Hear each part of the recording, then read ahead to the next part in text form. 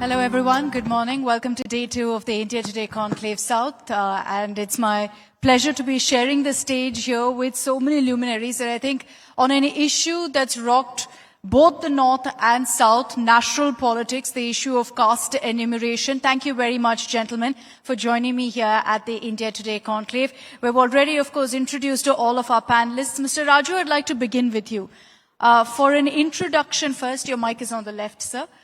For an introduction first of why we need to be having this conversation. In the 21st century, why is caste census enumeration still such a big issue? What's with the C word right now in India? Since we are sitting in Tamil Nadu state, I just would like to take you to the history.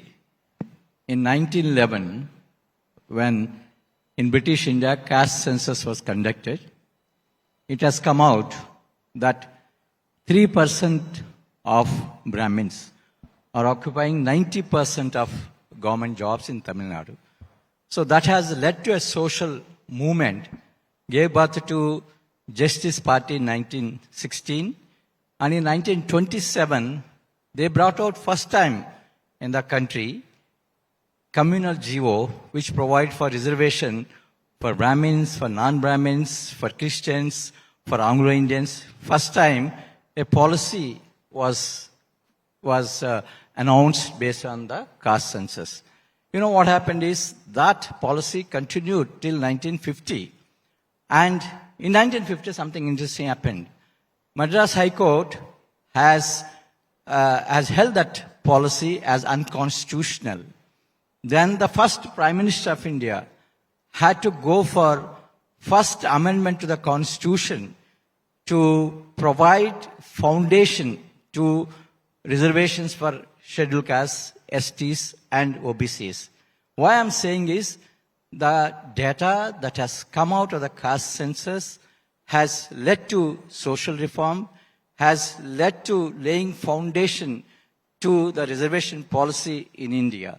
So the point that is important to note is it is not just a rhetoric.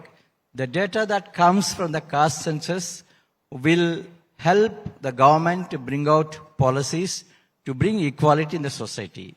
As all of you know, our constitution is one of the best constitutions in the country in terms of providing equality. But that goal of equality is not yet accomplished primarily because of the caste system. The caste system is stonewalling our path, our progress towards the equality. And thus the wall that is blocking the progress is built by many bricks. Each brick represents maldistribution of assets by various communities. Unless you understand how the assets, opportunities, and power is distributed, you will not be able to really achieve the equality. That is why the caste census is important to realize our ultimate goal of achieving equality as envisioned in our constitution. The goal of equality, talking about caste, these are conversations we have had for decades. Dr. Ramadas, I'd like to open this up to you as well.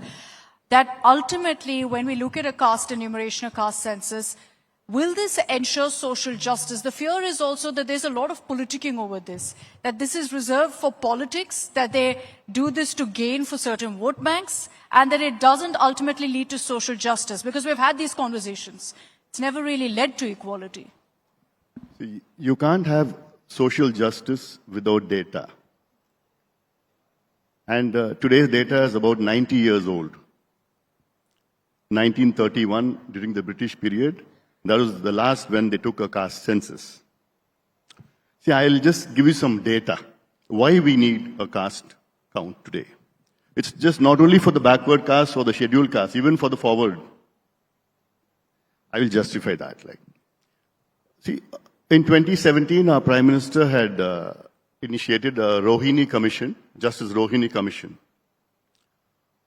for within the OBCs, we have 27% reservation for OBCs at the national level. What is the disparity within? There are 2,633 communities within the OBCs, out of which 10 communities take away 24.94% of the jobs and employment or education. That's a reservation. You can say 25%. Then there are 38 communities, another 25% they take away. Then 102 communities, they take away another 25%. Then 506 communities, they take away 22.5%.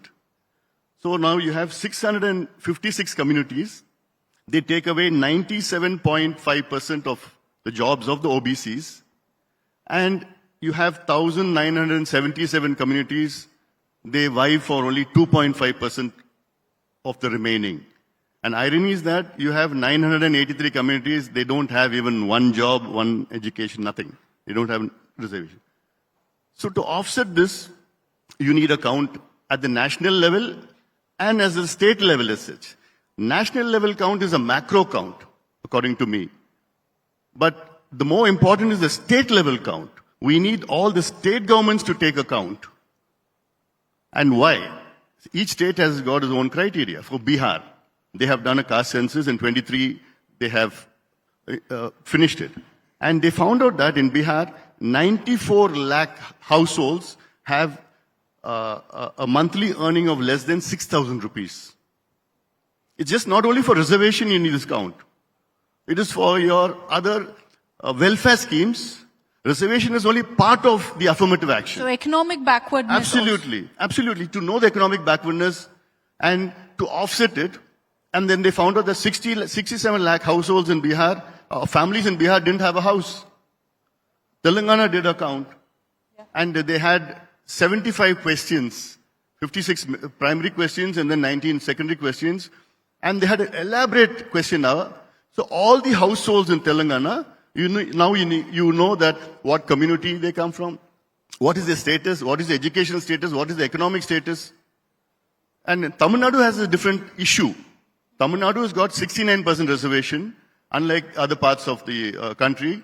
And to save this 69% reservation, and we have this in the 9th schedule of the Constitution, protected. But even then, there are cases in the Supreme Court. And the judges in the Supreme Court are asking, does Tamil Nadu have 69% of scheduled castes, scheduled tribes, OBCs and MBCs? So without a count today, we can't justify the 69% reservation. And in fact, Karnataka recently, they are going to take the second count. They took a count for the SCs, Supreme Court's ruling. And because of the count for the SCs recently, they gave internal reservation. They broke up the scheduled caste 17% into 6, 6 and 5. So, social justice is where you give more, when you say reservations or affirmative actions to the needy who have not got amongst the others. So, this is something where, so this is the justification why we need a count at the macro level, at the national level, as well as at the micro level, at the state level, because each state has got different problems.